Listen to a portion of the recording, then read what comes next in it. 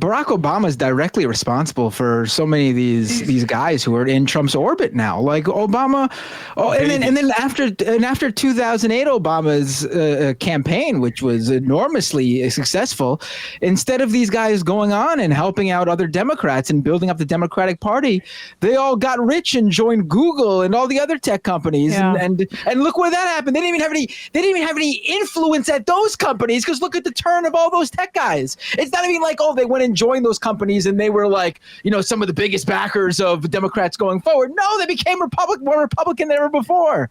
Like, that's on top of all that, the point is that Obama came into office with a mandate. Like we talk about, he came in with a supermajority. He had 60, for a short period, 60 Democratic senators. Can you guys imagine that in 2024? The House, 60 Democrats, and we got very, very little out of that. Biden had a more successful domestic agenda in one term with a much slimmer majority. So that, this is the kind of thing where that was a failure. And that's just out of bounds about the comment. I know everyone's really upset. You got to grow up. I'm sorry. People need to grow up and stop interpreting these things as like about their individual legacies of these people. This is about policies taken, and he turned over economic financial policy to Citibank. That happened, and we're living in the economy that was created by that. Thank you. You're welcome, Elon Musk. You're welcome, Peter Thiel. You're welcome, AI. You're welcome, crypto freaks. Because all that free money we created, instead of giving it to people that lost their goddamn home, what does that do for their politics? We gave it to those fucking freaks that are turning to the Republicans. So yeah, I have a problem with Bush. I also have a problem with Obama. And I think actually, look, we keep talking about the structural problems in this country. In my lifetime, Democrats have actually won the White House a number of times. Bill Clinton won 2 elections. Barack Obama won 2 elections. Joe Biden won an election. And they fucking squandered it in the exact same way every time.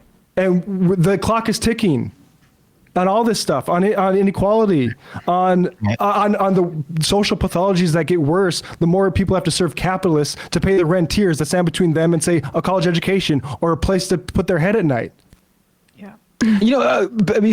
Going off what you said in terms of it's not about these individuals' legacies. I mean, it is incredible how people seem to, and not just people who are voters or this is what we saw with Kamala Harris.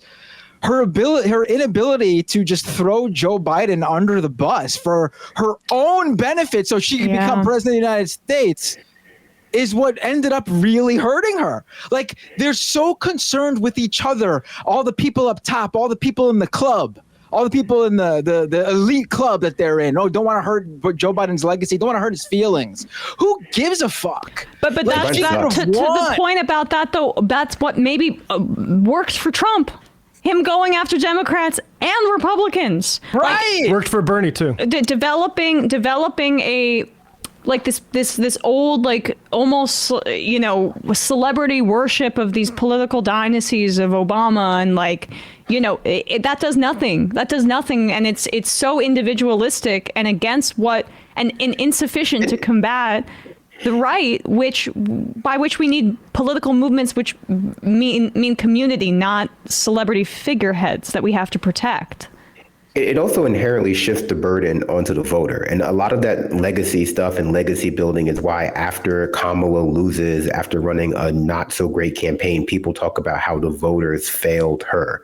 And it's that subtle shifting of burden from the Democrats being the party responsible for winning and convincing people to support them to everyone else having the responsibility to wake up to the fact that the Democratic Party is so good, despite a lot of evidence to the contrary, is, it's just part of that legacy building argument that they feel like they deserve. They feel like the Democratic Party is a real job where if you work it for 10 years, you automatically deserve to be promoted to a position of authority. But no, there's a really big public component to that. And you can't shy away from that public component. Even if you think 50% of Americans are stupid, that just means that you have to do more work on the ground to educate them. And that education can't start even 2 years out from the election with like a bunch of blitz ads in each battleground state. It has to start from like a foundational change in how we teach, civil culture in this society. Like a lot of the ways in which we teach society, the way we teach kids, the way we teach history, not just the erasure of like black and brown and,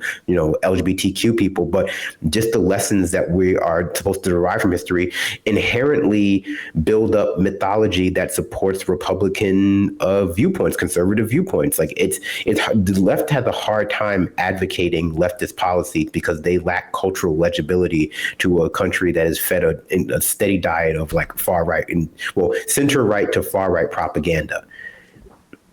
I mean, more information. Adjusted for inflation, the median household income was slightly lower in 23 than in 19. Yeah. I was feeling hopeful after our first interview, and now I feel like throwing up. But let's just read like 3 more items, and then we'll get out of here. You know what I said last night? These conversations are good, honestly. I mean, I think it feels. It feels like a few shades darker. Definitely. It also feels a little bit clearer. And less foggy.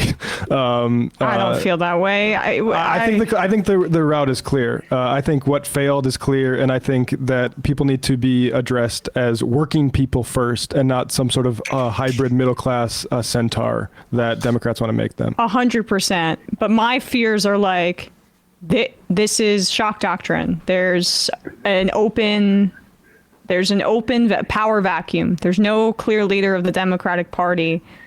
And my fear is I have like very little faith that lessons get learned. Like Trump hasn't taught any. I mean, we have to make it so that's the case. But we need people to run for office. Yeah. Like the actual people that are already there aren't going to learn anything that their donors don't want them to. I think you have to feel comfortable with taking it to the Democratic Party establishment as a leftist. And not just a leftist, news media commentator, but as somebody, who wants to run for office. I'm not the first person to say it. I think Matt Christman said it right after 2016, but it bears repeating.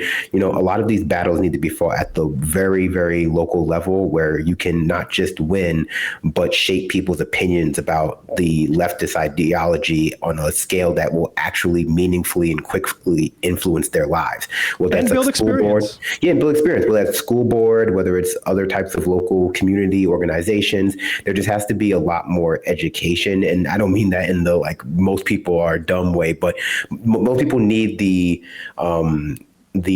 pathways in their brain rebuilt that help them understand what makes leftist ideology viable. Because we had a very big third way push in the 90s under, Bill Clinton in America, under Blair in the UK, where the traditional means by which the left party negotiated why they should be in charge, like broad sweeping social safety net changes, was replaced by just a symbolic mastery of language. Whatever the vogue language of social justice at the time became their dominant mechanism for arguing their superiority over the other party, while they continued to promote like neoliberal economic agenda that led to a material deprivation in society. And frankly, now that people are really feeling that, we're seeing the obvious flaws in basing your entire campaign about, who's saying the right words, who's saying the wrong words, but completely untethered from any kind of shift in people's material conditions away from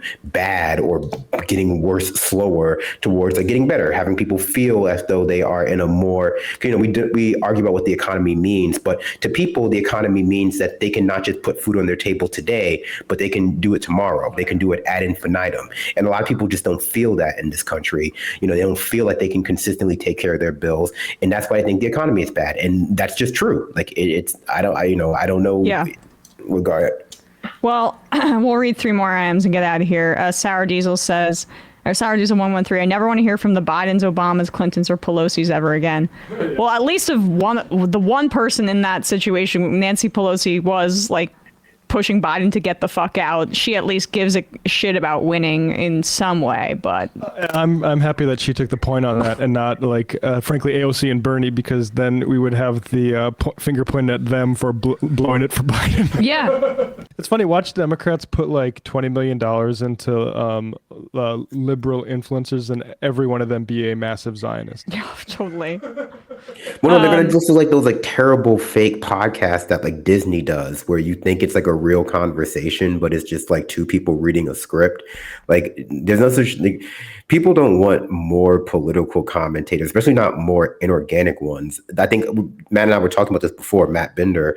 The issue is that like there are a lot of at least Republican or far right adjacent content that feels a lot more comfortable vocally advocating for regressive policies, and a lot of people who you would imagine would make more like left wing or have more liberal and left wing ideas, who aren't necessarily making political commentary, like shy away from expressing those ideas because it leads to harassment online. They suffer more from like that liberal quality of having like Dunning-Kruger effect, where they know how much they don't know about politics, or look how much people speak up about Palestine, right? There is an actual material cost to this sort of stuff. There's no material cost to supporting Trump anymore. There was for a little bit, and people shied away from it post January 6th. But now that he's back on all the platforms, people are back to supporting him. So really, it's more about how do we make people who already have platforms, that have bases and audiences that aren't as specifically politically aware, more interested in speaking out in favor of like political change, and not so fearful of like what that means for their platform. Right. Because we need more like gaming YouTubers who like are like, you know, not explicitly political to say something. Right. Like everyone's talking about, oh, we need our own Joe Rogan. Joe Rogan's not a political show per se. Like, it's not. It's promoted as a comedy podcast hosted by Joe Rogan. And if you look at most of the episodes on a normal day when it's not around election season, he's having on his buddies and his comedian friends. And then he has on, as you know, he deems necessary, the Donald Trumps and the JD Vances and the RFK Juniors, and he's giving that much larger mainstream non-political audience entry into these people. Like, that's what it's all about. Like, no one's like they're the foaming at the mouth for more political content, and if you're not into politics, but if you have, popular shows that are willing to introduce their non-political audience to, politicians who have good politics, then that's what we want more of. That's what we need more of. We need more gateway drugs. Now, I know that's a problematic term, but like if you watch a single gaming trailer on YouTube, if you watch like a single MMA fight on YouTube, you're 3 recommendations away from like a Hitler speech. We need something like that for like left-wing political commentary. We need like, so like when people, go ahead. And it's not the same as a celebrity endorsement. Like a pop star going out there and giving a 2-minute, 3-minute speech about why they support a candidate is not the equivalent of someone sitting down and having a 3-hour conversation with somebody that feels raw and unfiltered. Like, I mean, Trump sounded insane in that interview. But to his audience, it didn't. I think the media strategy is good, and I think it's worth attention. I got to say, I saw somebody who was a 27-year-old Dem strategist, a former Republican, so quite a life already led so far, saying that young men without college degrees are going to ruin this country. Well, and this wagging the finger thing is not going to work, because what are the structural issues we are dealing with? Say, education in this goddamn country, a mountain of student loan debt, and a intentional policy by Reaganites in the 80s to put bankers between people and education. And now we're just going to wag the finger, surprised that people aren't educated. Like, this cannot be looked at through identitarian or personal shame lenses. This is a structural issue. It's been a plan, and the plan is working out to the plan instituted by the right wing is working to the right wing's favor. Like, I agree, people should be educated. How do you do that in this country? Hey, folks, don't forget to hit the subscribe button and check out our daily show. We do it every day at 12 p.m. Eastern for about 2.5 hours. We even take phone calls. You should check that out.